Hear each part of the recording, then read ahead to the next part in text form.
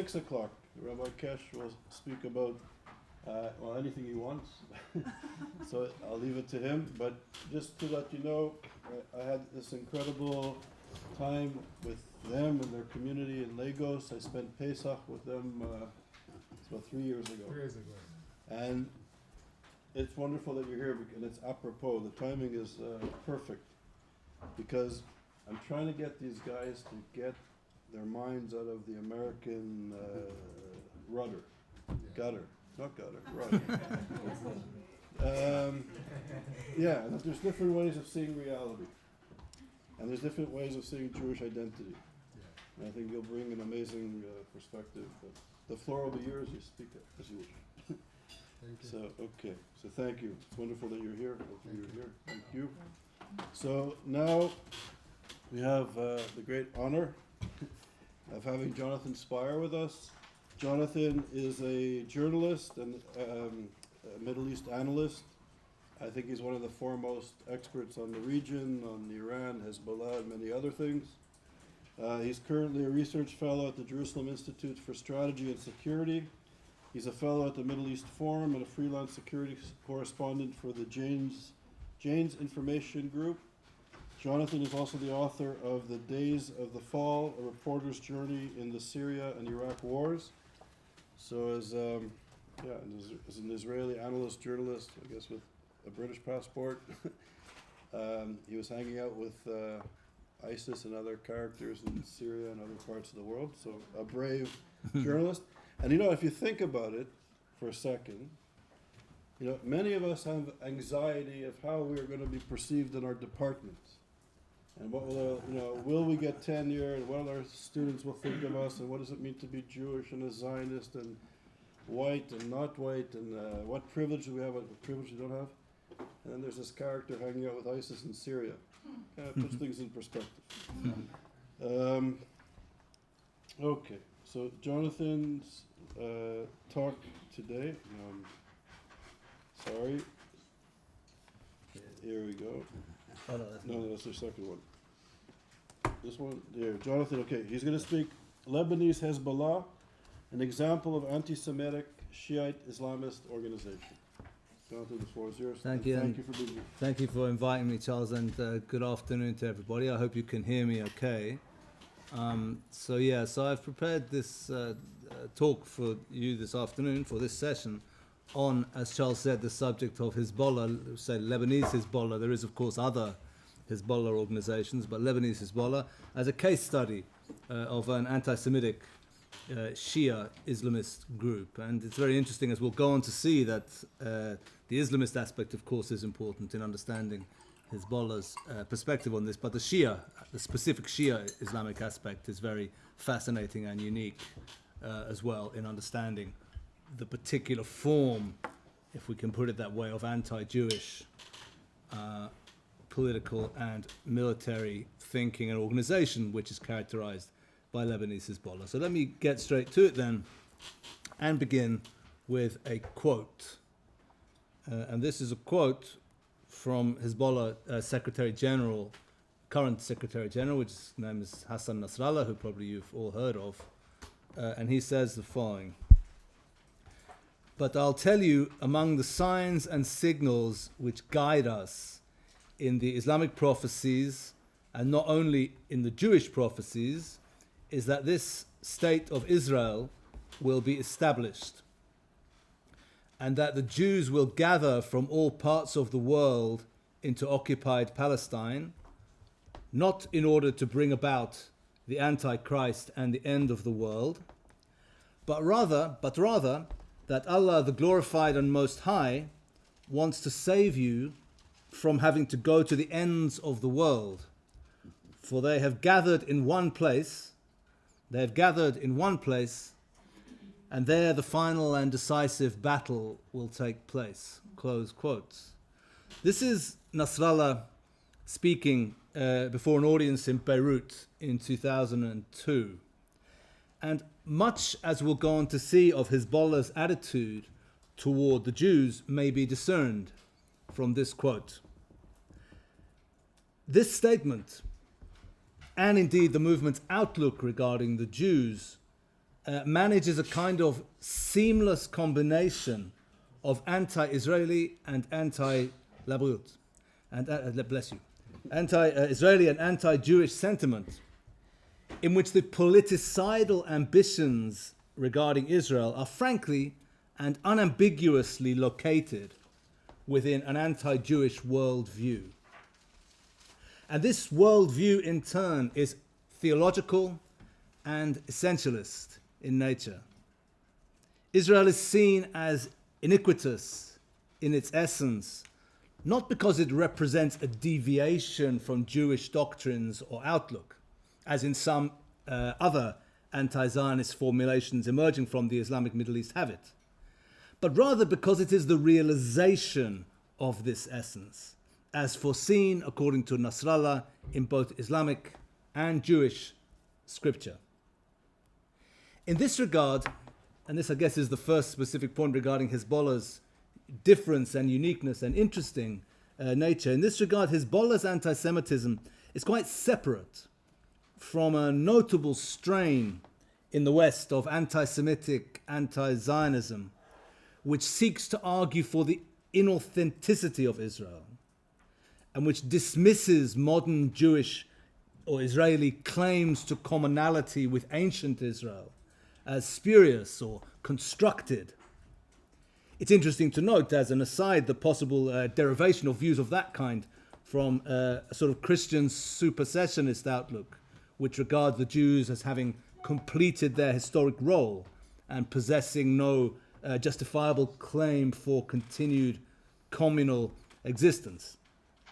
Such views usually seek to depict Israel as a phenomenon analogous to Western settler colonialism. I'm sure you're all familiar with this type of outlook.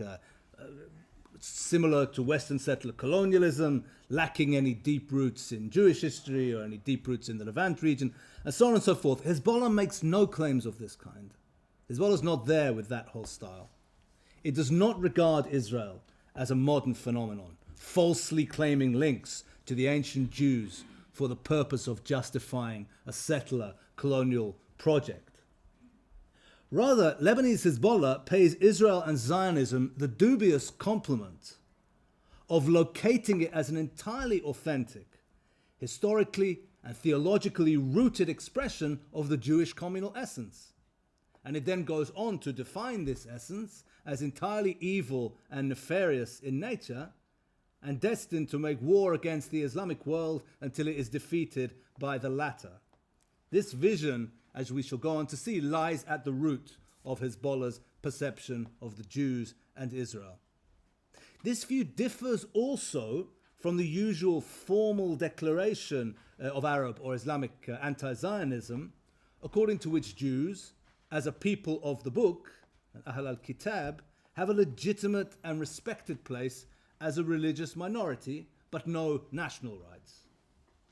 Interestingly, Hezbollah leaders sometimes pay lip service to this latter view.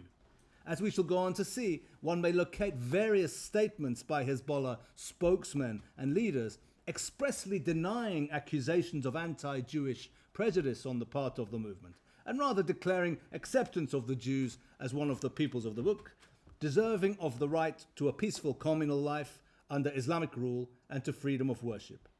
How can one explain this apparent contradiction? That's to say, between what we heard Nasrallah saying at the beginning and the notion of the Jews as a people deserving nevertheless a certain level of respect and tolerance. Should it be concluded that Hezbollah spokesmen are simply lying when rejecting claims of anti-Jewish prejudice because they're aware of the negative publicity effects this could generate for the movement in the West, in an arena, by the way, where the relative tolerance of Western governments for the movement's activities has proven of clear benefit? And if so, what are the roots, Islamic or otherwise, of the movement's authentic, virulently anti-Semitic stance? Or indeed, is there a way whereby these two apparently contradictory stances can be reconciled? That is, whereby a coherent ideological outlook might be assembled, according to which the Jews are an evil and iniquitous communal body, and are nevertheless to be permitted a legitimate, if powerless, communal existence under certain conditions. Examining this question, and I think it's the crucial question with regard to Hezbollah, requires a deeper look at the form and the roots and the expressions of Hezbollah's stance regarding the Jews and Israel, which I now want to try to delve into. Sheikh Naim Qasim, a name which not everybody here necessarily will be familiar with, but Sheikh Naim Qasim is a person who's often described as the number 2 in Hezbollah, or at least the number 1 even in terms of ideology and intellectual output. And Sheikh Naim Qasim, in his book Hezbollah, The Story from Within, characterizes the motivations behind Zionism in the following terms, and I'm quoting again. The Zionist project was formed with a focus on religious fanaticism and Semitic prejudice, using the most dreadful of methods to achieve the project's aims. Elsewhere, Qasim writes, the basic foundation of the racially prejudiced Zionist movement is expansion, an aim supported by religious foundations drawn from the Torah. Again, note the respect given to the fact that this is not seen as something new and white and European. This is deeply rooted in the authentic Jewish essence. So far, so good, right? It's just that the authentic essence is dreadful and evil in Sheikh Naim Qasim's view, so we don't get to benefit from the deal. According to the Torah, says Sheikh Naim Qasim, Palestine is an inheritance for the people of Israel whose lives will not stabilize except through the expulsion of Palestine's original inhabitants. Similarly, Ayatollah Muhammad Hussein Fadlallah, again a name maybe not familiar to everybody here, but a very, very important figure in the Middle East politics and history of the last half century, I would say, and one of the chief ideological fathers of Hezbollah. Fadlallah also located this supposed motivation of Zionism within a supposed inherent Jewish desire for power. And quoting again from Fadlallah now, the Jews want to be a world superpower. This racist circle of Jews wants to take vengeance on the whole world for their history of persecution and humiliation. In this light, says Fadlallah, the Jews will work on the basis that Jewish interests are above all world interests. No one should imagine that the Jews act on behalf of any super or minor power. It is their personality to make for themselves a future world presence. And later, Naim Qasim discusses what he regards as the danger to the Muslims of the region, represented by Israel. And this discussion too is rooted in an Islamic theological view, which views the Jews as a uniquely cunning and malicious enemy. And Naim Qasim in this discussion cites 2 other figures, each of whom, as we shall see, is essential in understanding Hezbollah's views on Israel and the Jews. The first of these is Ayatollah Khomeini of Iran, and the second is the mythical, revered figure of the 12th Imam, Imam al-Mahdi, whose reappearance in 12 Shia eschatology, I suppose you would say, is meant to trigger the end days. I happen to bring with me a copy of Naim Qasim's main book, translated into English, Hezbollah, The Story from Within. So I would like, if I may, with your permission, and if I can find the right page, to quote a little bit, not at length, but to quote a decent portion, which I think exactly outlines Sheikh Naim Qasim's view in this regard. And once again, note the combination here of a sense of the Jews as an ancient collectivity or community, coupled with the sense of nefariousness and evil. Here is Sheikh Naim Qasim. Regarding the religious obligation, Jerusalem is the birthplace of the prophets and the land on which Prophet Muhammad treaded. Here Qasim himself is quoting from the Quran. Glory to Allah who did take his servant for journey by night from the sacred mosque to the furthest mosque, whose precincts we did bless in order that we might show him some of our signs. For he is the one who heareth and seeth all things.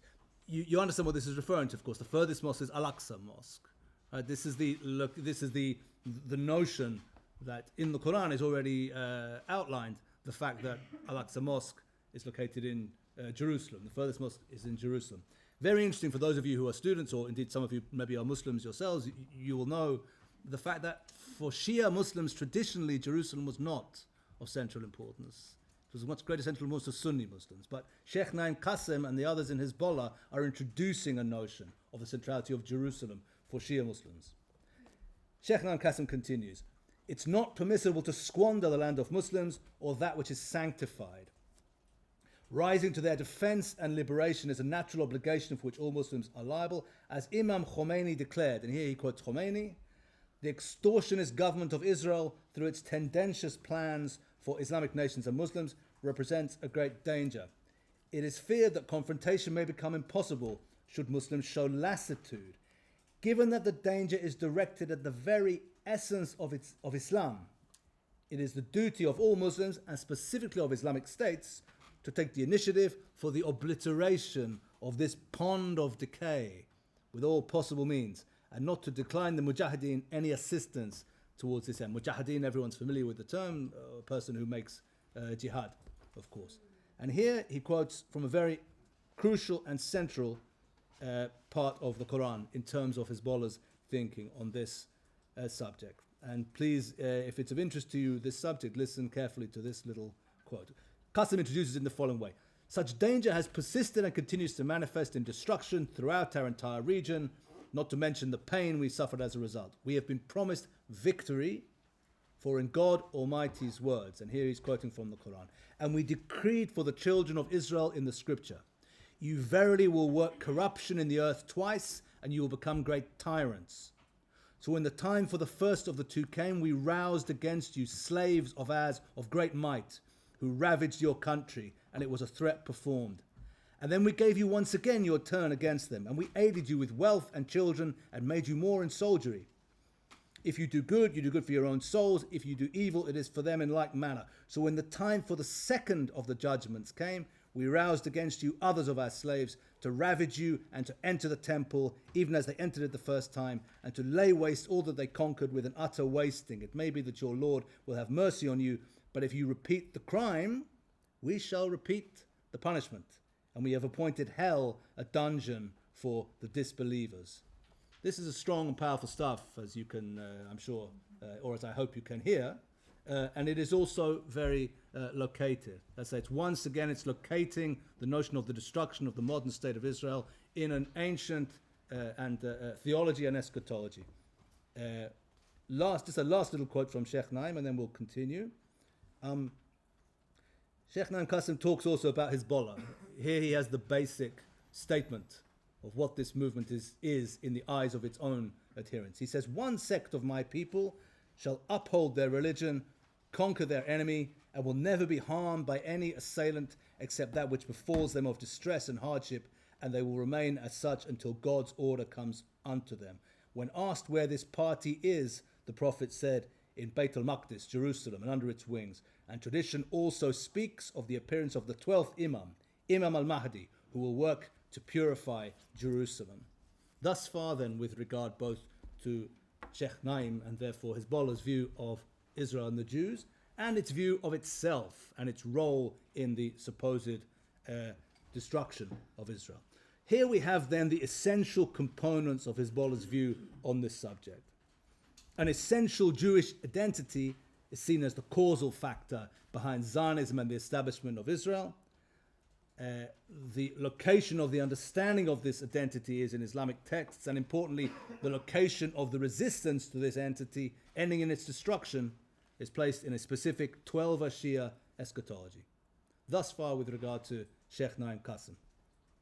Amel Saad Ghorayeb, a British Lebanese researcher who is supportive herself of Hezbollah, in her book Hezbollah, Politics and Religion, best sums up this point in the following terms. I'm going to quote a little bit from Amal, and after that it'll be all my own words, I promise you.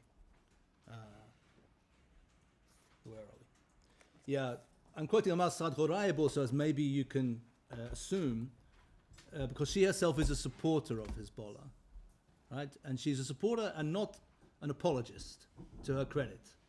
As to say, she doesn't try to make out that, well, actually Hezbollah is not so bad, and they've been she states openly and clearly what the movement's outlook is, regardless of the way it might sound to Western ears. And she says the following with regard to Hezbollah's view of the Jews. I'm quoting. In effect, Hezbollah's professed distinction between Judaism and Zionism is merely an attempt to give the benefit of the doubt to the small number of non-Israeli Jews who oppose Zionism. To all intents and purposes, the negligible number of anti-Zionist Jews has enabled Hezbollah to closely identify Judaism with Zionism. It has also contributed to the use of the term Jewish as an epithet for Zionist and to the usage by the movement of both terms interchangeably. Now here's the important bit. One may contend that the synonymy of the two terms in Hezbollah's lexicon and the general equation of Zionism with Judaism merely signify that all Zionists are necessarily Jews, although doubtless the party would admit to the existence of non-Jewish Zionists rather than indicate that all Jews are Zionists. However, to do so would be to ignore the party's extensive derogation of Judaism as a religion, irrespective of its Zionist offshoot. In light of the party's anti-Judaism, its claim to differentiate Judaism from Zionism becomes purely academic. Even if some Jews do not espouse Zionism, their religion is still rejected. Whether or not Jews champion Zionism is therefore immaterial, for their religion is held responsible for the birth of Zionism. That the overwhelming majority of Jews happen to be Zionists, by Hezbollah's reckoning, only highlights the Judaic origins of Zionism and greatly facilitates the close identification between two doctrines which are perceived to be equally iniquitous. There's another quote here, but maybe I'll get back to it later on. I think you get the point. The point is the following. In practice, this conflation of the establishment and existence of Israel with the supposedly nefarious, power-seeking plans of the Jews opens the door to the embrace by Hezbollah of a variety of forms of anti-Semitism and anti-Semitic rhetoric, including elements which have no relation of any kind to Hezbollah's own core Shia Islamic outlook. And indeed, a perusal of statements and programming by Hezbollah propaganda outlets and by the movement's spokespeople and leaders unsurprisingly produces rapidly a rich harvest of classical anti-Semitic prejudice, indistinguishable in many ways from the traditional language of the European far right, or indeed in certain circumstances of the European far left. Here then is a little taster of this phenomenon, just to prove to you I'm not just making all this stuff up. So, in a 1998 speech marking the day of Ashura, people I think are familiar with this day when Shia people remember the martyrdom of Hussein. And this is from Hassan Nasrallah's official website in Arabic. We've translated it. Nasrallah refers to Israel as the state of the grandsons of apes and pigs, the Zionist Jews.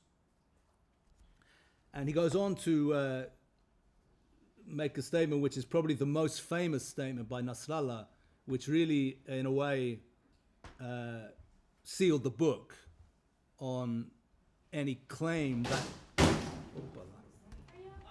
No, what's going on like that.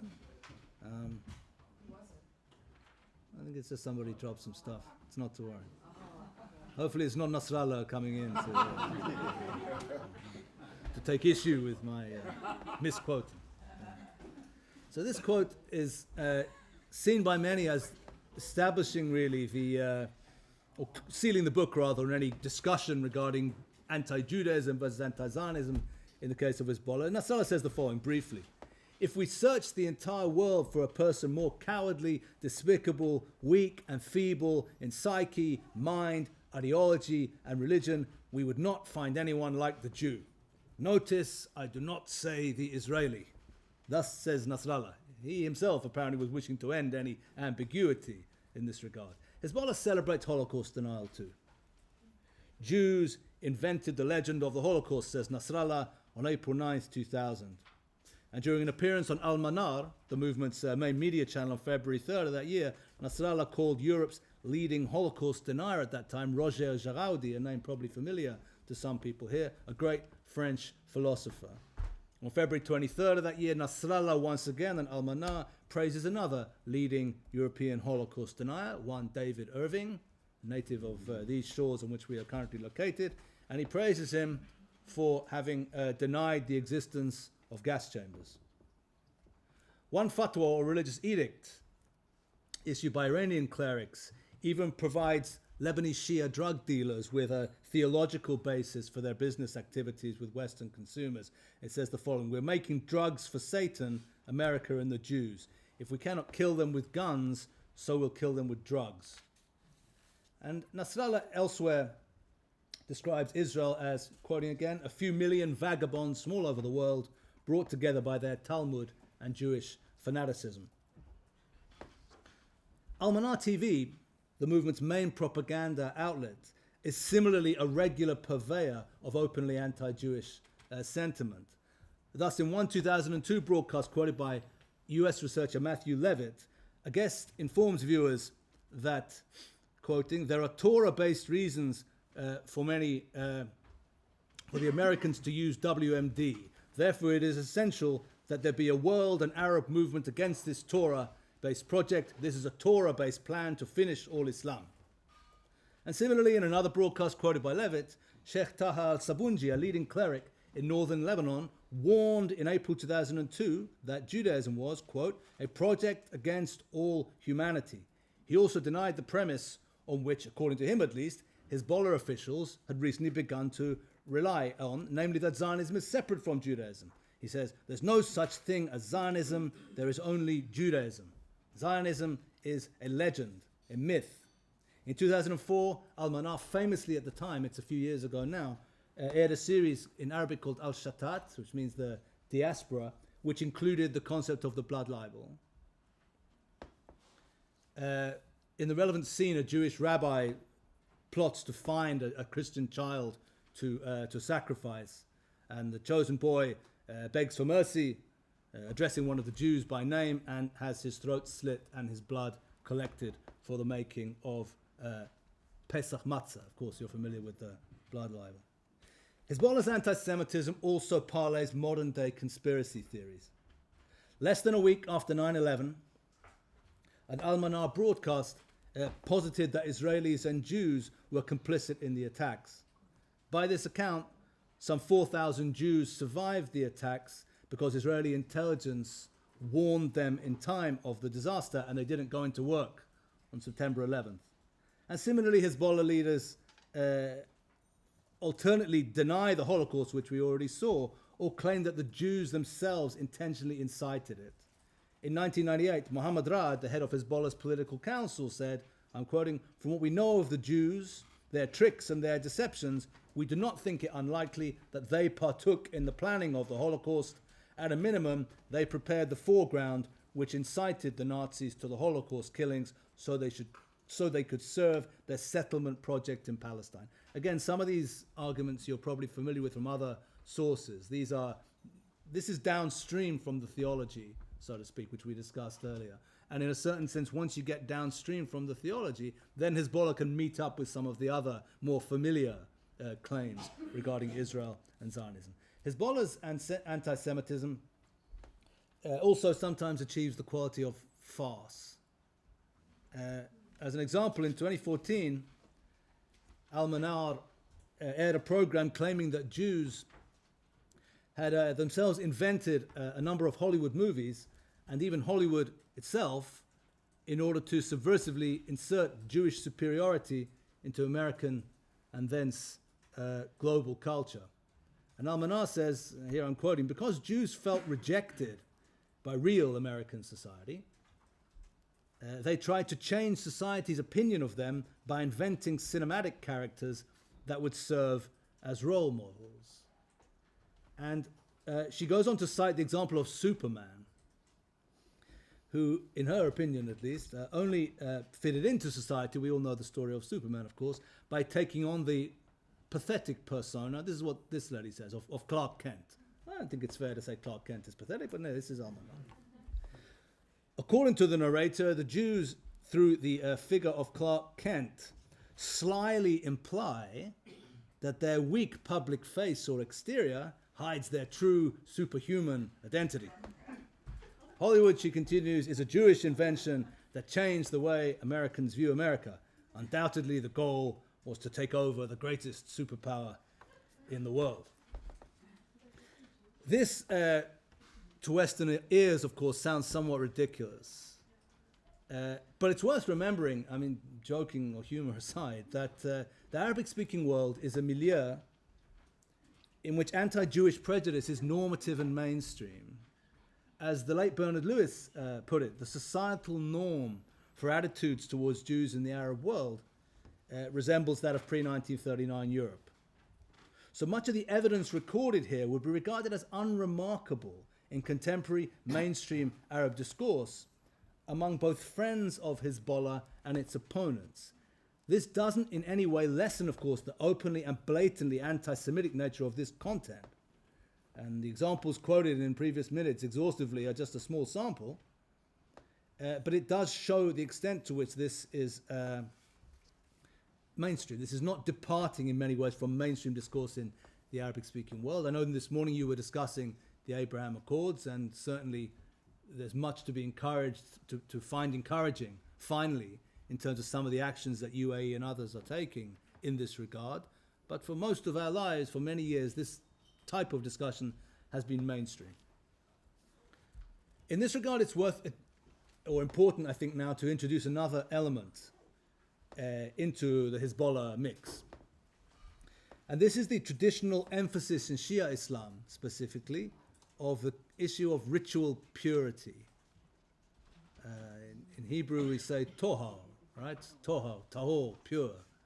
And in Arabic, it's the same word, tahara. And there's another word, najasat, which means impurity.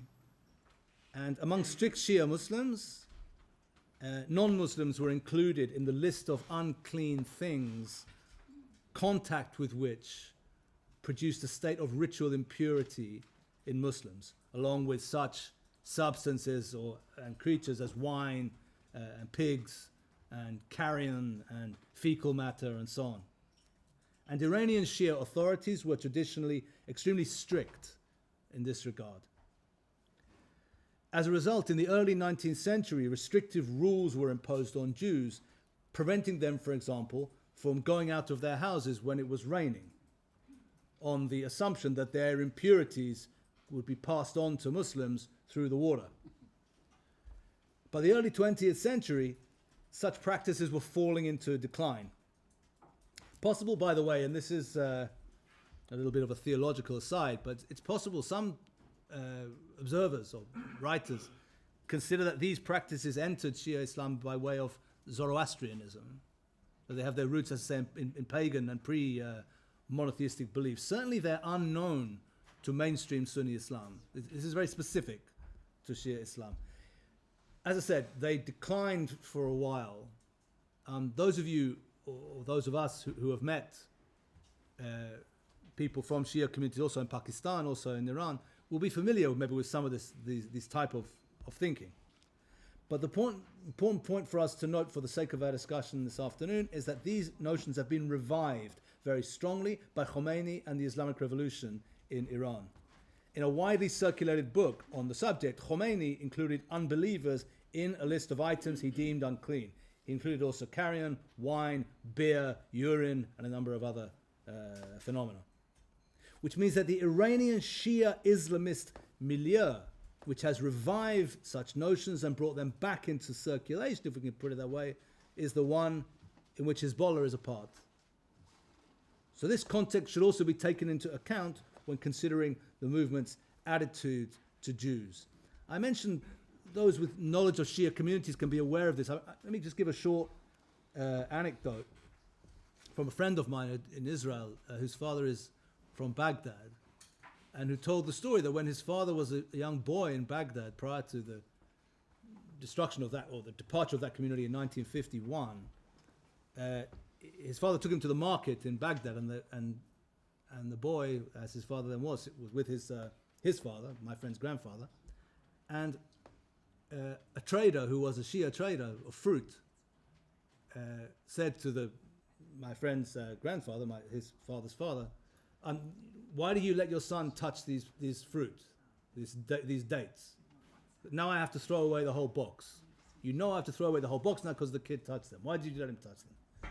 It's a wonderful anecdote, I think, not only because of what it shows you about the existence and prevalence of this type of belief, But also the anecdote contains within it the notion that the trader thinks that the Jewish person should regard this as normal also, right? He didn't get angry and insult the father. He just said, look, why are you letting the kid do that? Now I have to throw away, now I have to throw away the whole box.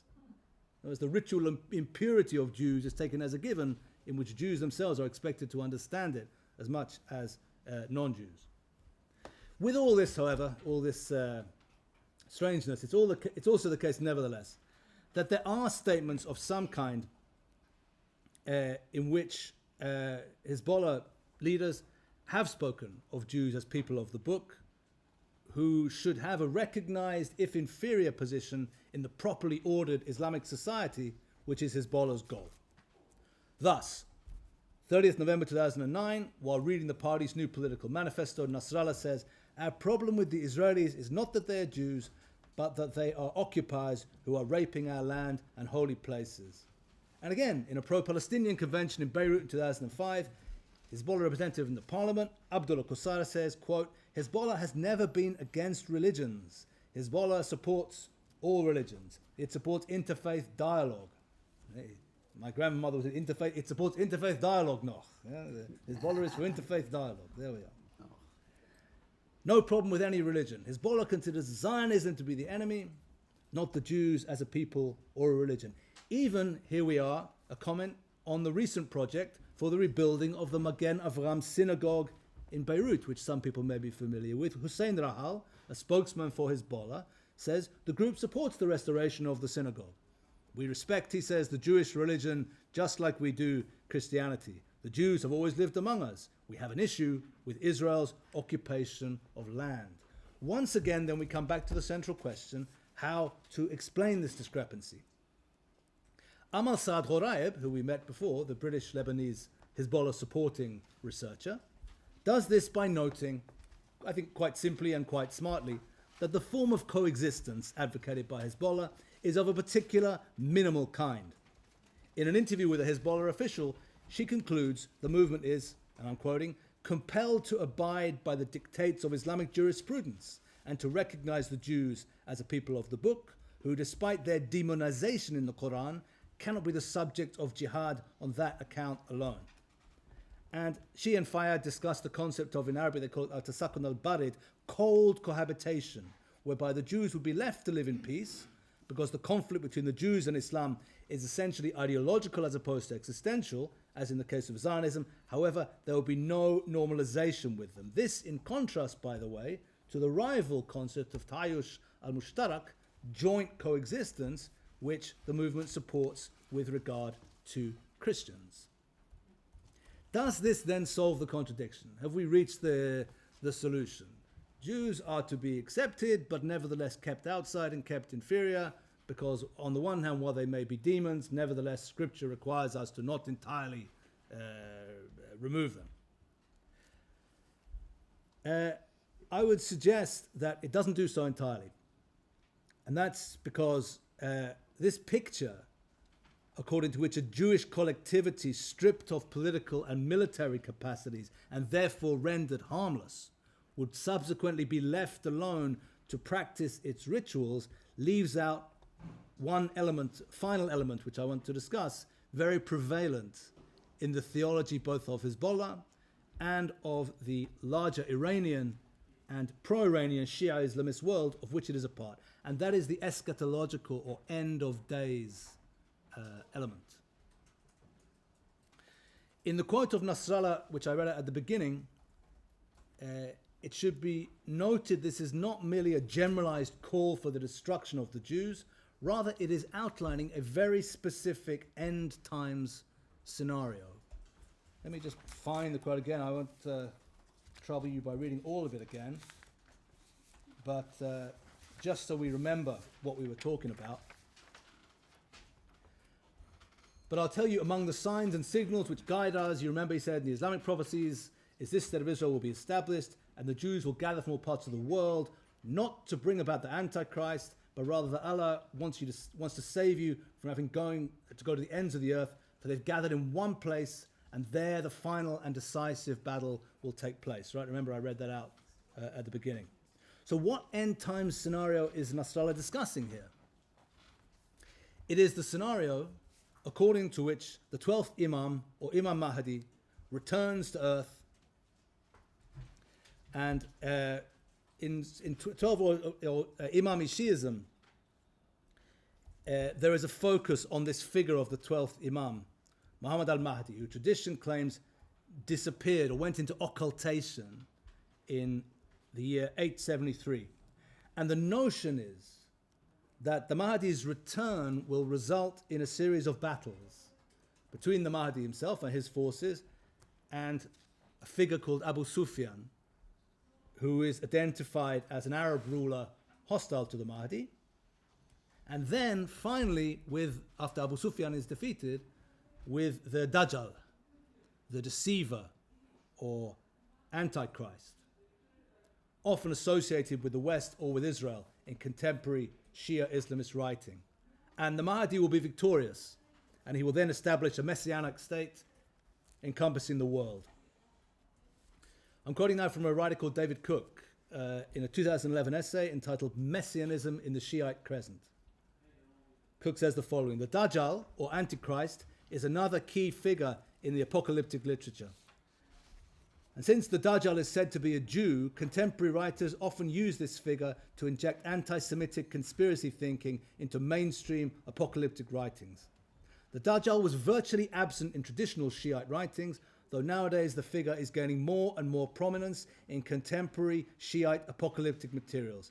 Indeed, Dajjal stories have become loci for demonizing the West as a whole, which is routinely portrayed as the embodiment of the Antichrist. Furthermore, anti-Semitic references to the Dajjal regularly appear today in Shiite apocalyptic literature. Only a few years ago, such references were non-existent. Shiite apocalyptic thinking was prominent during the 1979 revolution in Iran. It then declined, and it was revived very much during the presidency of Mahmoud Ahmadinejad, who people here probably remember as 15, 16 years ago was when we began to see a revival of this.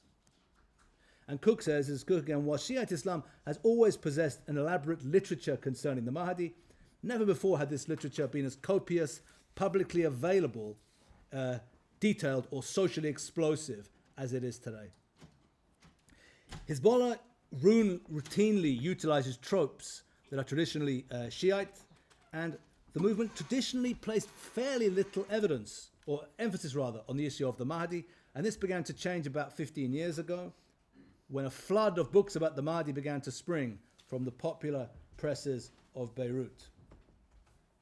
It's interesting to note that another watershed with regard to stories about the Mahdi and this end of days element finding its way towards the center in Hezbollah's outlook was the 2006 war against Israel, the Israel-Hezbollah war of 2006. There is a kind of cottage industry of stories, books, articles, and so on regarding supposed appearances of the Mahdi on the battlefields of the 2006 war. Because of lack of time, I guess I won't go into detail about the story. I was going to read you one of these little stories translated, but I won't because I want to save some time for our discussion. Only to say, I guess maybe précis the story, and to say what it describes. It's the story of a Hezbollah fighter operating in southern Lebanon, who comes across a man giving off rays of light. This is the way in which the man is described. And he asks the man, "Who are you? What are you doing here?" The man says, "I'm the Imam al-Hujjah, your master. I appear by the permission of God to our supporters whenever I wish and in whatever place, and I want to speak with you." And the story says, the guy says, "My master, I'm not alone. There are other fighters in the position." And then the man guides the Mahdi, for he it is, to the other fighters. And the quote is from the story directly: "Just at that moment, the Zionists approached with their tanks and bulldozers. And when Israeli missiles began to rain towards the three fighters, the Mahdi pointed with his hand, and one of the missiles fell upon an Israeli tank instead. Then the three fighters began to attack the other tanks, and one of them succeeded in firing an RPG right at it and destroyed it. And then the Imam called out to the fighters, saying to them, 'Now retreat.' And the fighters retreated, but they were victorious with his divine help." let me just say in parentheses that this fighter was not the only one who was present in the Hezbollah war against Israel in 2006, because your humble speaker was also present in the same battlefields, and I must say I was not witness. I maybe disappoint you by saying I personally was not witness to any appearances by Imam Mahdi in the course of the fighting. To conclude with regard to this final bit, this element of messianic thinking in Hezbollah is paralleled by similar trends in Iraq and elsewhere. I think it shouldn't be ignored, and I think it calls into question whether Amal Saad Ghorayeb's view of Hezbollah as envisaging Tasakun al-Barid, cold coexistence, can be sustained. Final part before we begin our discussion, and maybe the most crucial final small section of all. Hezbollah, as we well know, is not a debating club. It is a movement or organization committed to killing of Jews. So it's important, therefore, to look at some of the theory and thinking I've been discussing in the practical context, and to ask, what does this actually mean in terms of the movement's behavior? I'd like, therefore, to just give a few examples from the movement's earliest days of its activities against Jews, both Lebanese and Israeli and others. It's a little bit of a list, so that we remember, I suppose. Hezbollah kidnapped 9 Jews in 1985, including Yitzhak Sasson, the leader of the Jewish community in Lebanon at that time, and Dr. Eli Halak, the community doctor. Yitzhak Sasson was taken at gunpoint on March 31st, 1985, on his way from the Beirut International Airport after a trip to Abu Dhabi. These abductees were murdered, and their bodies have never been found. The most catastrophic attack to date against Jews, as Jews, by Hezbollah was the July 18th, 1994 vehicle-borne suicide bombing at the Amia Jewish Community Center in Buenos Aires, Argentina. 86 people were killed and more than 300 injured. And this attack, as we now know, was ordered by Iranian government leaders and coordinated by Iranian intelligence and executed by Hezbollah.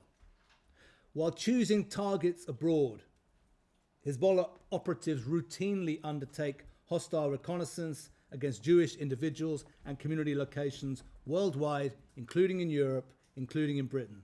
You're going to visit the CST, I think, in the course of the next few days, the Community Security Trust here in the UK, and they'll be able to tell you more, although hopefully not too much, about that and about their activities in that regard. In October 2019, 2 Iranian operatives pleaded guilty in the US to spying on behalf of Iran. They were charged with collecting information on Jewish and Israeli targets in the US and on opponents of the Iranian regime. One of the operatives undertook hostile reconnaissance against Jewish religious and cultural centers in Chicago, taking photographs of security around the buildings. In March 2017, a German court convicted a Pakistani national on charges of spying for Iran's Quds Force after he'd taken pictures and collected information on Jewish and Israeli possible targets for attack in Germany and in France. The list is longer than that, of course. That's just a taster. But that's in order to remind us that this is not merely a matter of theorizing and hostile ideology, but also a matter of hostile practice.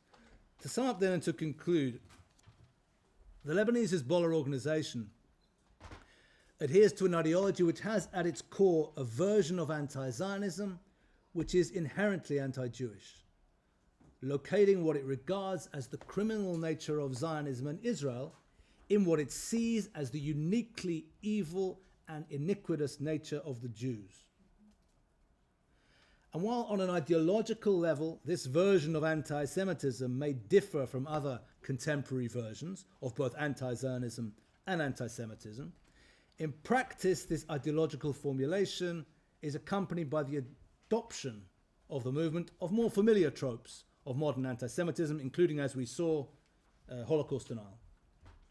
As an Islamic movement, Hezbollah is required to deal with the notion that the Jews are a people of the book and therefore entitled to an ordered, if subordinate, role in an Islamic society. Hezbollah spokesmen do this by taking a minimal interpretation of this role for Jews as opposed to for Christians, according to which Jews will be left unmolested under Islamic rule without being permitted to take an equal or active role in society and under permanent suspicion and hostility. However, as we saw, the growth in popularity of messianic and eschatological thinking in Hezbollah statements and publications over the last decade and a half indicate that even this fate appears to be considered excessively positive for the Jews in Hezbollah's view. Instead, the increasingly popular view sees the Jews as part of an upcoming final battle between good and evil, which will end with their final defeat and destruction. And finally, once again, in closing, just to reiterate, it's important to remember that this anti-Semitic Islamist outlook has consequences not only on the rhetorical level, rather it dictates Hezbollah's praxis as a global terrorist organization. That is, when selecting targets, Hezbollah makes no effort at differentiating between Israeli official facilities and personnel and Jewish communal buildings and Jews who are non-citizens of Israel. That is, Hezbollah's outlook leads to the murder and the attempted murder of Jews worldwide, and this is the logical destination and conclusion of the outlook discussed here. And on that note, I'll be happy to be quiet, and we have some time left for discussion and comments, and thank you. Jonathan, thank you very much. Brilliant as always. Thank you. Thank you very much. Sami? Thank you very much. You mentioned that the drug dealing that they are allowed to do in Islam. If you consume drugs, you are condemned to death.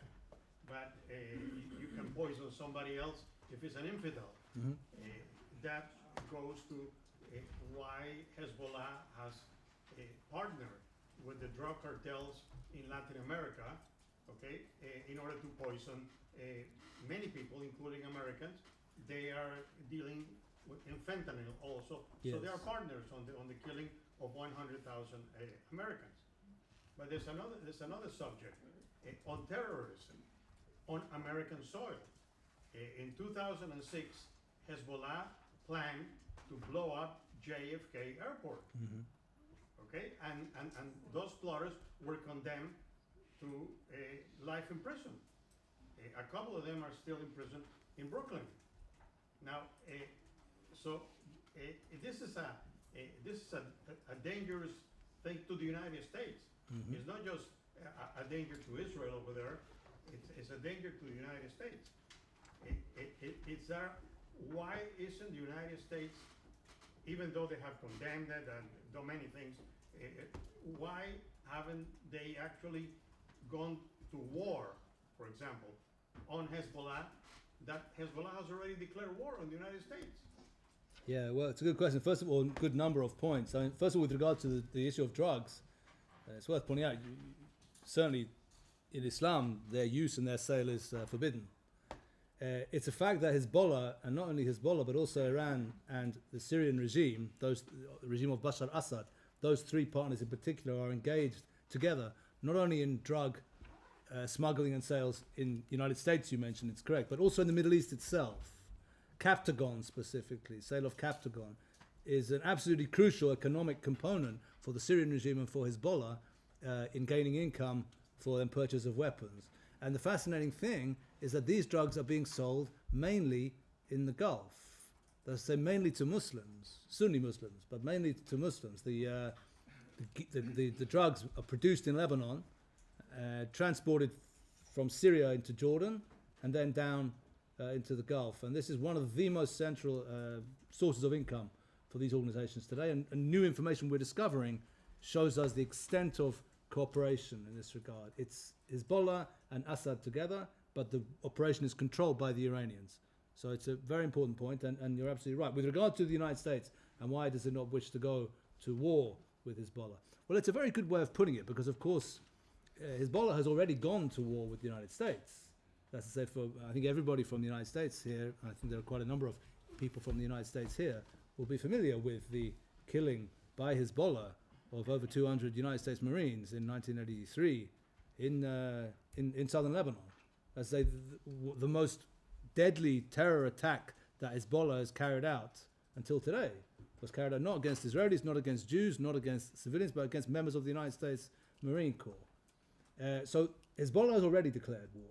It's a fascinating question, why has the United States not declared war back? I mean, my sense is that whilst the United States has carried out effective acts of war, maybe not against Hezbollah, but against the Iranian masters, I think, for what it's worth, that the United States has been carrying out a policy based entirely on illusions with regard to Lebanese Hezbollah and its masters in Tehran for more than a decade. The Obama administration, less so Trump, but he wasn't immune as well, but now Biden once again, have the notion that this regime and its many proxies, such as Hezbollah, can be turned through inducements into a normal actor on the regional and global stage. And this is an illusion. But this is an illusion that's hard dying. Eh? It doesn't seem to die. You know? And so I think the administration, current administration too, is still operating from within this illusion. And for as long as they do so, policy will not make sense. Listen, I don't want to go into it with more questions, but I look at this stuff very closely. The Iranians and Hezbollah have killed in the last 8 months or 9 months now, 2 American citizens. One, a man called Stephen Troll, was shot dead in Baghdad in November 2022. In March, the Shia militias killed a US contractor outside a base in Hasaka, northern Syria. 2 other guys were wounded. There's been other attacks on US positions. They are conducting a kind of low-level insurgency against the United States, and the United States is not responding because its policy outlook is severely flawed. Also, recently I was in Saudi Arabia a few times, and the Saudis are complaining that the drugs are poisoning their young people. Yeah. The Saudis are the main target. Yeah. Saudis and the small Gulf monarchies, these are the main target of the Captagon. Yeah. Sure. So, Lev? Just a speculation, maybe a question. Yesterday, a truck overturned near Beirut, Yeah. and nobody publishes in the media what it contains. So you think it's drugs or weapons? Yeah, I was following this quite closely. I mean, the assumption that that observers who I take seriously have was that it was weaponry coming in from Lebanon into Syria. It could have been drugs also, but my impression was, at least I think today, the Lebanese army were reported as having collected the weapons. So I think it was probably weaponry. It could have been drugs also.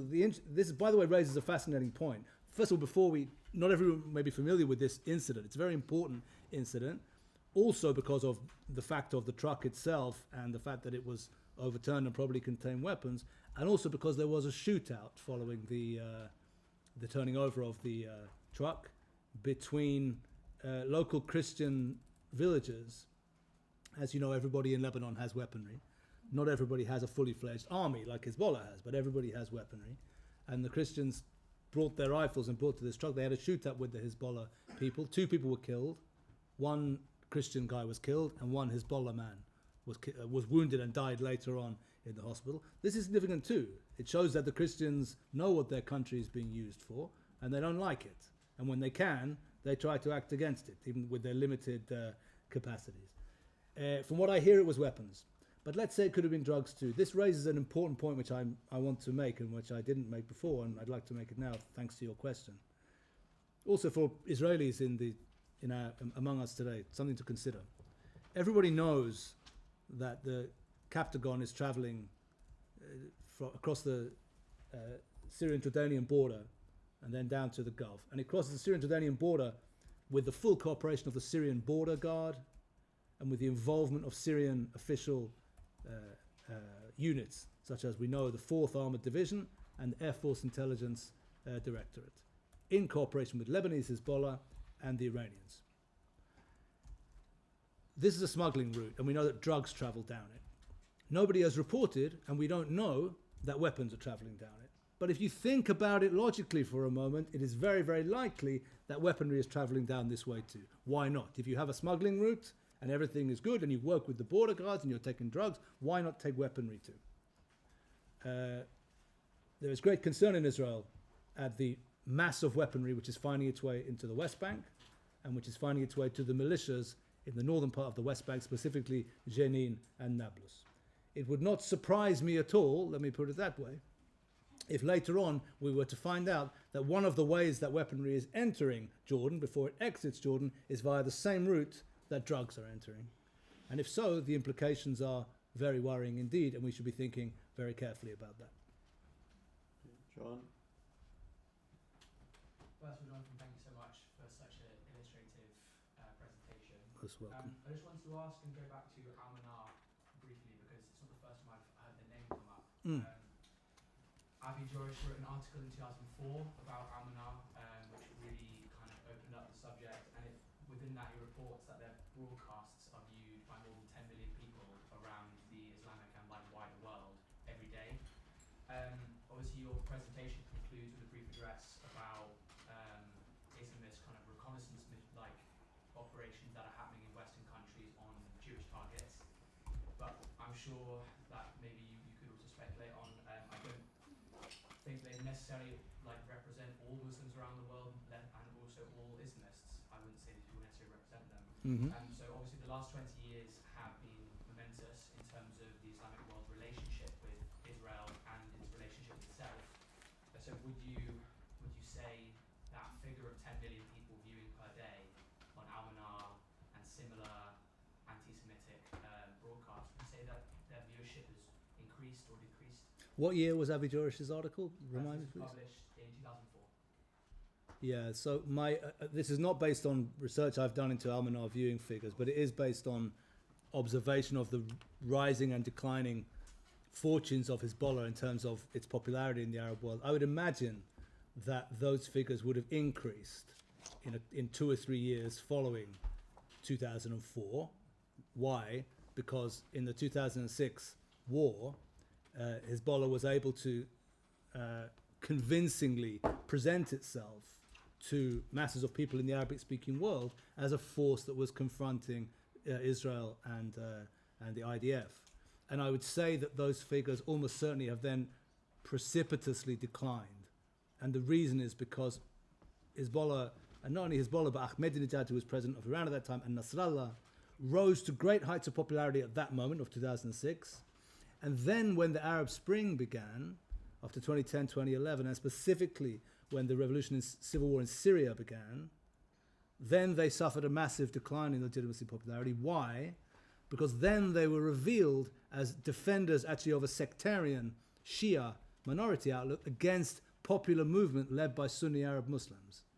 Yeah, because Lebanese Hezbollah was absolutely crucial in the military defeat of the insurgency in Syria.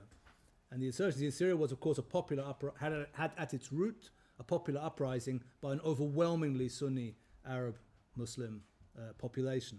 So Hezbollah was revealed as sectarian, and therefore there was a significant decline in its legitimacy. So I would imagine at that point, view would have declined. In any case, the core support of Al-Manar and of all of Hezbollah's and Iran, indeed, outlets, many outlets in Arabic and elsewhere, is going to be Shia Muslim communities. It may well be an unsolvable problem for them that they can't seem to really get deep levels of lasting and deep levels of support outside of Shia and minority communities. Just lastly, additional point, again, you didn't kind of ask it, but hopefully it's of interest.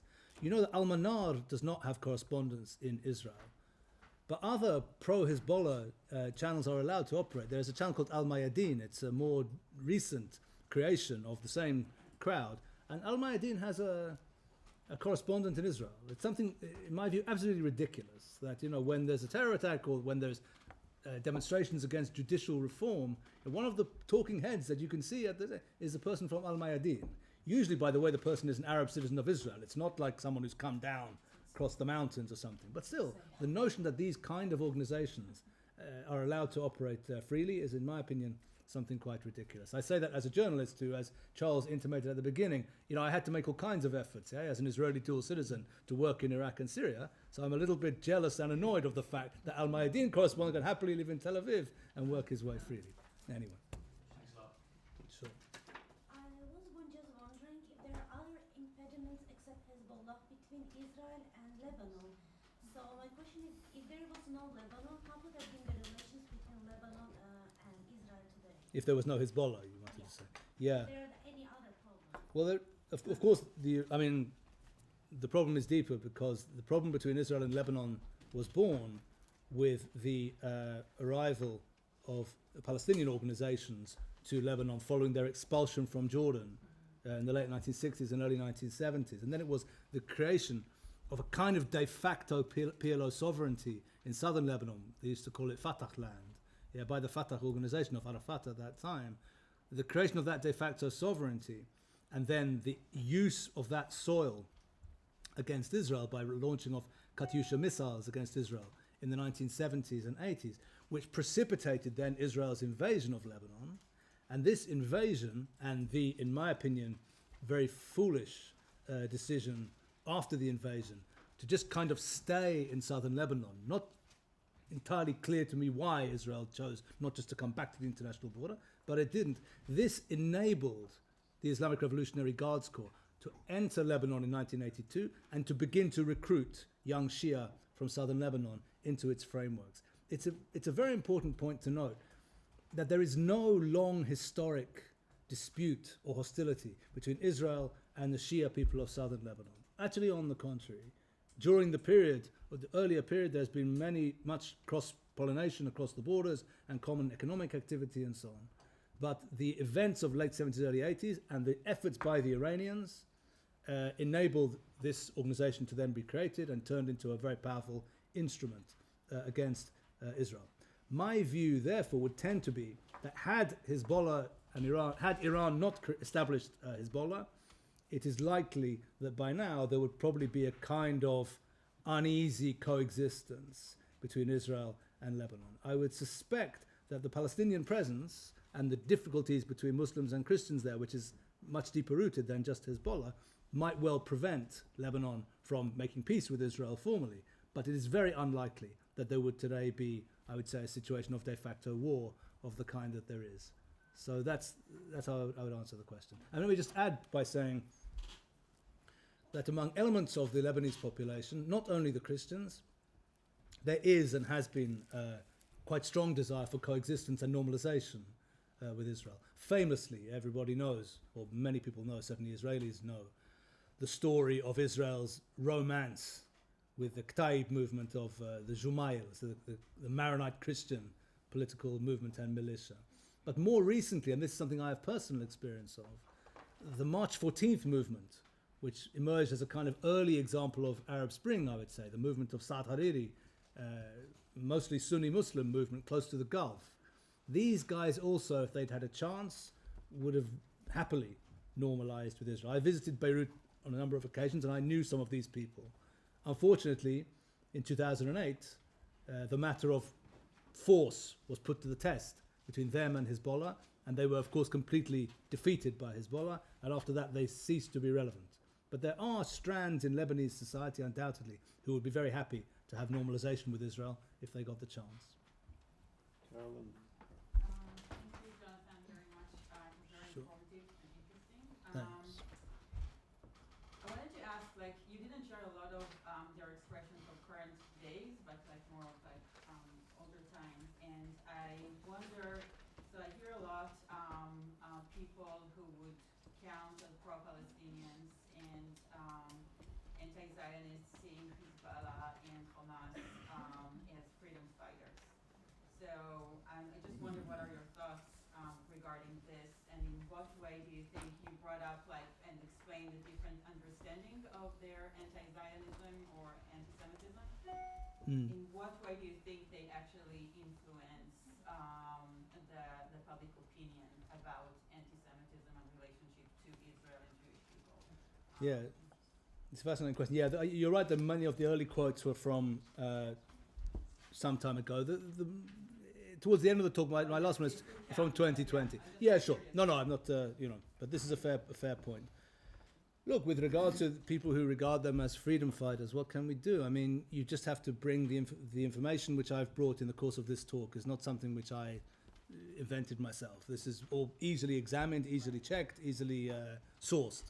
So if somebody wants to go through this evidence and then at the end of that say, yeah, as far as I'm concerned, that's all interesting, but actually these people are essentially a group of freedom fighters who seek freedom and are not prejudiced, what can you do? At that point, there's not much more to discuss. The person, I would suggest, at that point is not arguing in good faith, I think the expression is. So what can we do? We have to just get this information out there as best we can so that those people who are interested in arguing in good faith, which I believe to be nevertheless the majority of people, including people who maybe for this or that reason have been taken in by the messaging of these movements and their supporters, so that they can realize what is really going on here. You know, it's not controversial. I mean, of course, one can locate elements among pro-Palestinian opinion and among Palestinians themselves who are opposed to Israel's establishment, but who nevertheless are genuinely, at least in themselves, convinced that they're anti-racists, that they are universalists and so on. Yeah, Hezbollah is not like that.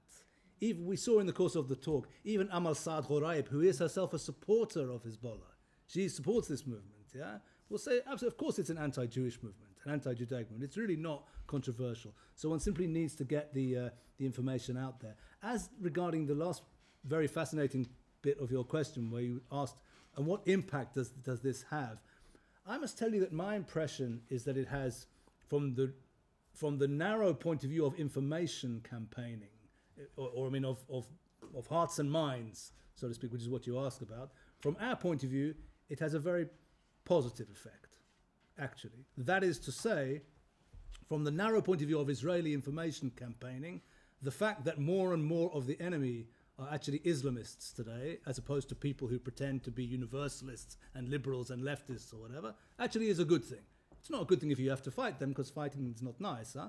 But in terms of information campaigning, it's good. Why? Because Islamists tend to be people that many people in the West don't like very much, are not taken in by, don't want to listen to. So the fact that, for example, Hamas controls Gaza, we see here in the UK, every time there's a campaign against Hamas, there's demonstrations outside the Israeli embassy and so on. But I do note the fact that the vast majority of participants in those demonstrations are themselves Muslims. That's to say, the kind of big penumbra of Western leftists and liberals, which would be there for Fatah and there for the PLO and therefore, yeah, is not really there for these movements. So actually, from a certain point of view, the revelation of the Islamist nature of much of Israel's enemies is good from an Israeli point of view. At least it gets into clarity who exactly is doing this stuff. And actually, just as a footnote, Joel Kotek was circulating a speech by Judith Butler where she supports Hezbollah. She does, yeah. She says Judith Butler said the following. I'm going to quote directly. She said that they are movements part of the global left, The progressive global. part of the progressive global left, which is really, again, at a certain point, I don't know. I wouldn't know how to respond to that. In the same sense, I remember someone once saying that, you know, if you ask someone what's 2 plus 2, and the person answers 2 plus 2 is 5, you have a basis for discussion, eh?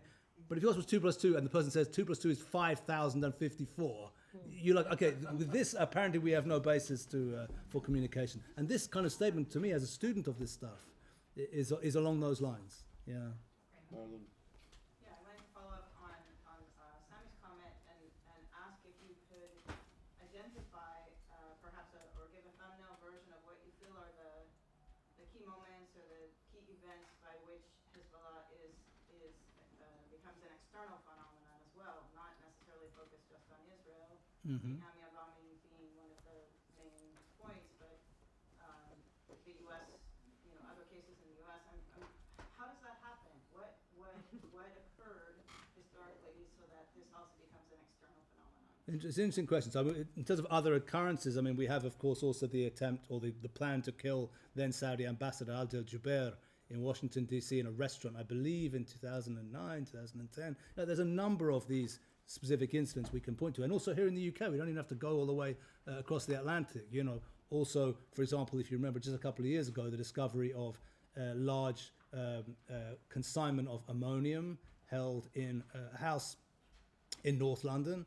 And the Hezbollah is very keen on ammonium. This is one of its favorite explosives. This was also a Hezbollah operation. So they're active across Europe and also in the American continent, not only North America and Latin America, as our colleague pointed out. What should we understand by this? How has this happened? We should understand something very simple and categorical from it, which maybe I have not sufficiently sort of stated. We should understand that this movement is a franchise. It's a proxy. It's not its own thing. It's not like, I don't know, the PKK or the IRA, which, invented themselves and which were whatever else one wants to say about them, were genuine grassroots movement. No. This movement is a creation of a state. And the state is Islamic Republic of Iran. And this movement is a component of the global activities of Islamic Republic of Iran. That's what it is. That is to say, when Iran wants, for example, to carry out an act of terrorism against the Israeli embassy in Buenos Aires, also around about the same time of Amir bombing, it uses its own resources, but it uses Lebanese Hezbollah as well. Lebanese Hezbollah is absolutely a component of the global activities of Islamic Republic of Iran. And it's for that reason that it pops up everywhere, not only in the West, but also across the Middle East as well. Hezbollah is in Yemen, right? We find examples of Hezbollah activity in Yemen. Hezbollah is in Iraq also. A man called Ali Dakduk is specifically one of the most well-known Hezbollah operatives who popped up in Iraq just a few years ago, training Iraqi Shia militiamen. Why? Because this movement is a component of Iran's regional and global strategy. The Iranians themselves are not Arabs, of course, so it's difficult for them, for their own people, to operate in the Arab world and to train young Arab fighters. So what does Hezbollah exist for? Hezbollah is the subcontractor or contractor which they'll use to carry out these kind of activities. Final example, another example, we know that Hamas has an independent military capacity in Gaza. That is to say, it has its own rocket-producing facilities inside Gaza. Who taught Hamas people how to make these rockets? They didn't get it off the internet. Yeah, this is something which you have to learn properly. They learned it in Syria. Who did they learn it from? Hezbollah people. Because simply logistically, if you have a bunch of Arabs coming from Gaza and you take Persian guys whose Arabic is probably terrible, it's not that, but they have a wonderful other layer, of Arabs who are their supporters, Hezbollah, who they can use for these kinds of activities. So you find them all over the world because they are a global franchise operating on behalf of a global state, which is Islamic Republic of Iran. So one of the other presenters this week had talked about this idea of regarding the normalization of Assad with the Gulf states, the idea that maybe Assad could be weaned away from Iran. Yes. And given that you talked about like how he is a component of the drug trade into the Gulf, I would imagine that there's some talks about the drugs regarding these normalizations. Do you think that that's possible that he could be weaned away from Iran and then that would kind of significantly impact Hezbollah's funding?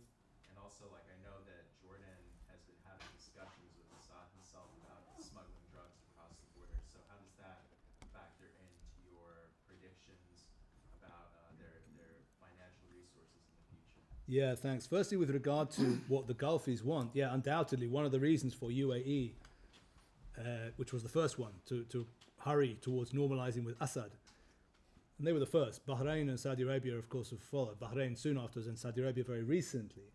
Was because of the drug issue. They're very frightened and worried by it, and they want Assad to address it. As to whether Assad, in the bigger question, whether Assad can be weaned away from Iran, this is certainly what the Gulf people believe. That's why they're busy normalizing with Assad. By the way, Tahnoun bin Zayed, who's the head of Emirati intelligence, cooperates very closely with Ali Mamlouk, who is Assad's intelligence chief.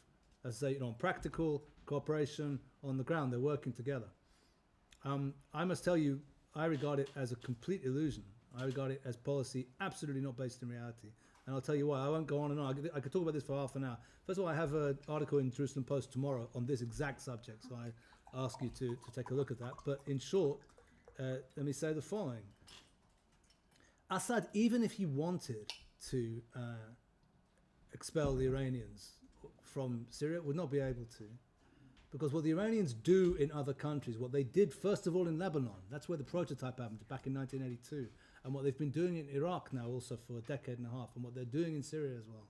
What they do is they insert within a country a kind of state within a state. Structures, military, political, social also, which are controlled not from Damascus or Baghdad or Beirut, they're controlled from Tehran. Now, in countries like Lebanon and Iraq, which have nominal political institutions, including elections and a parliament, you do that by organizing a political party, which also has its own militia, which is what Hezbollah is, or the equivalent in Iraq.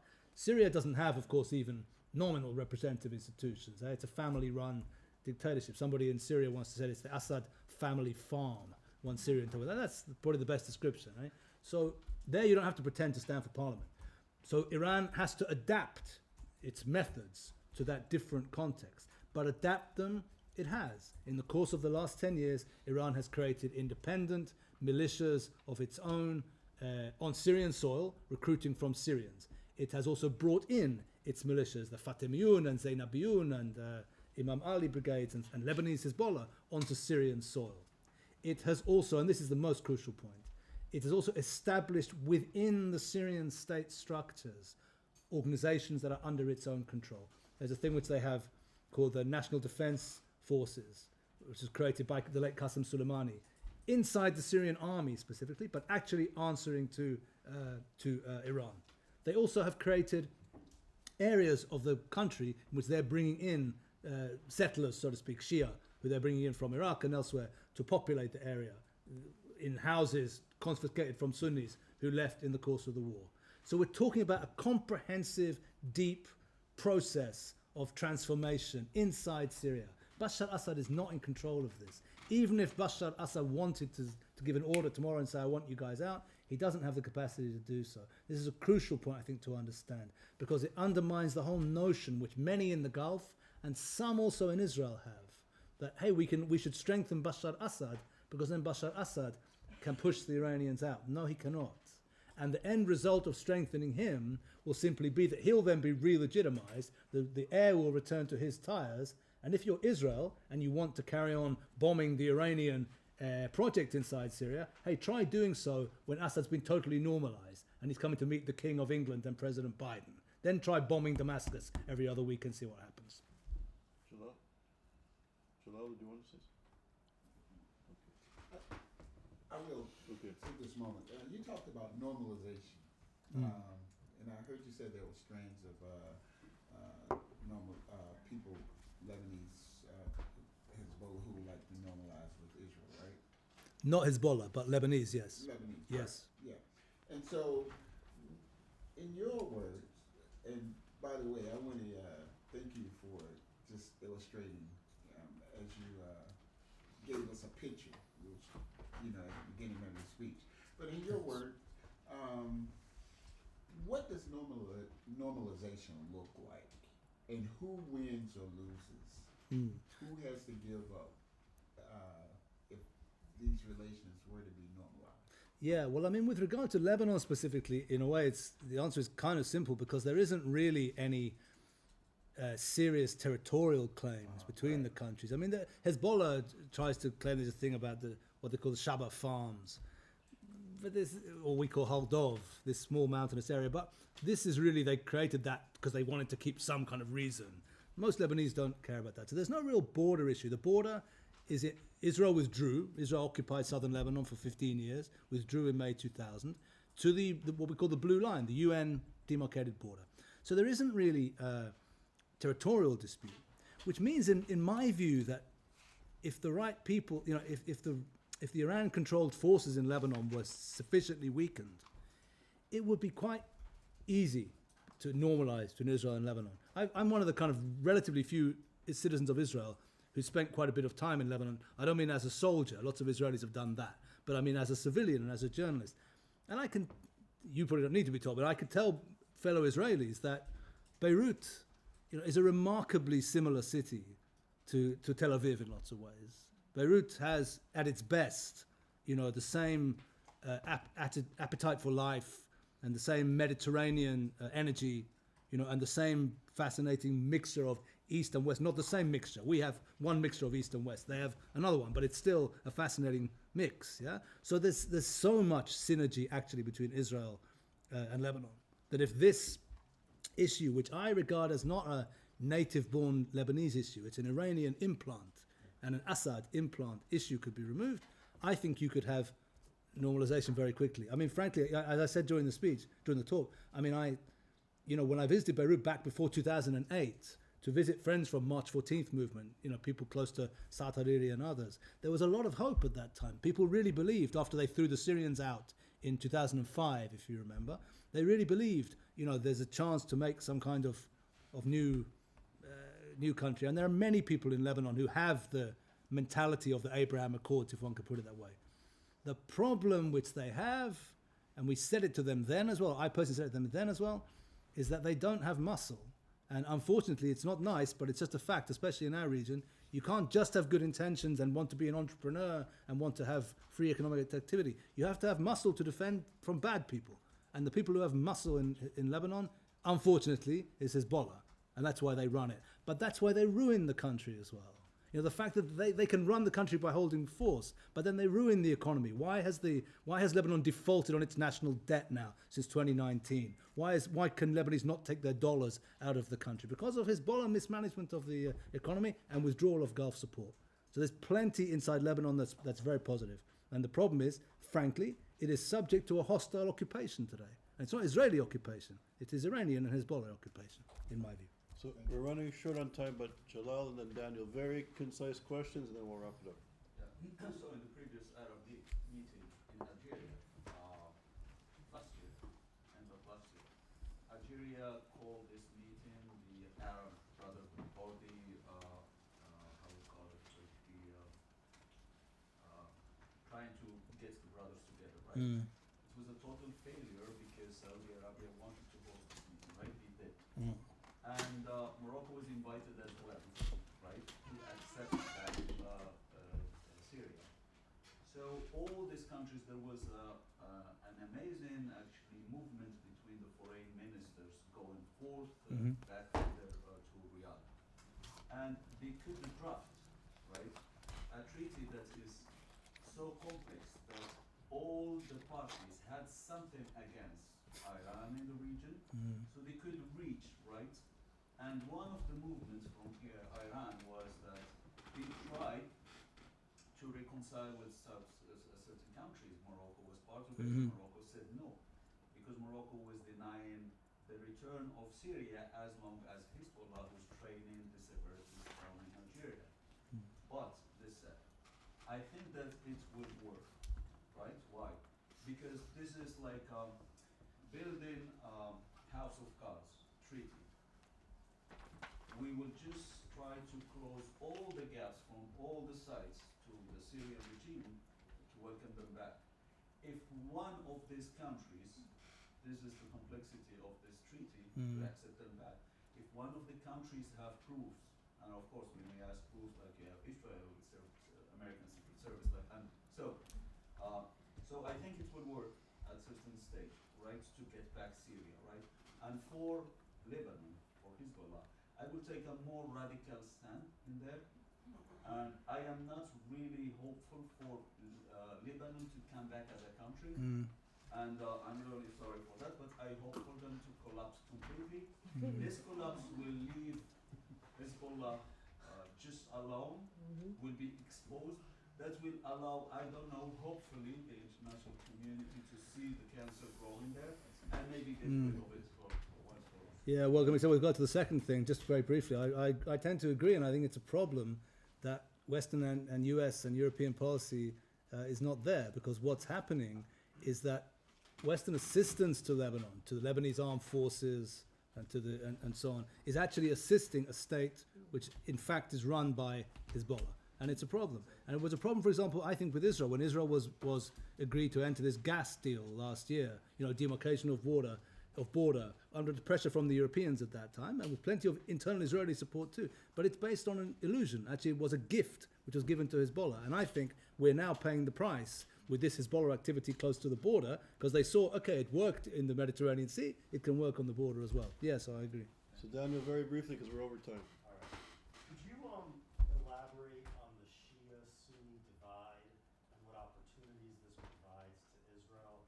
And in particular, I don't get confused, but we have Iran as Shia, we've got Hezbollah as Shia, Sunni. Is that Who is? Hamas is Sunni, yeah, absolutely. Hamas is Sunni. Yes.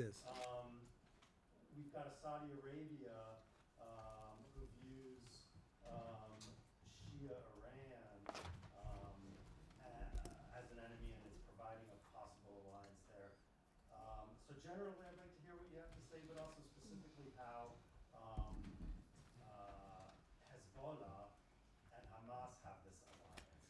So, Sure. wait, I'm gonna be the chair's prerogative here. It's a brilliant question, and the amazing thing is, he can't answer it in 30 seconds, but tomorrow, Jonathan is speaking on Israel, Iran, and the Arab states, a strategic overview of the Middle East. So it's perfect segue into 90 minutes tomorrow. We'll address it tomorrow. I read it down, I won't forget. All right. So thank you, Jonathan. So we come back at 4:30 with Yehudi Barsky, who's a brilliant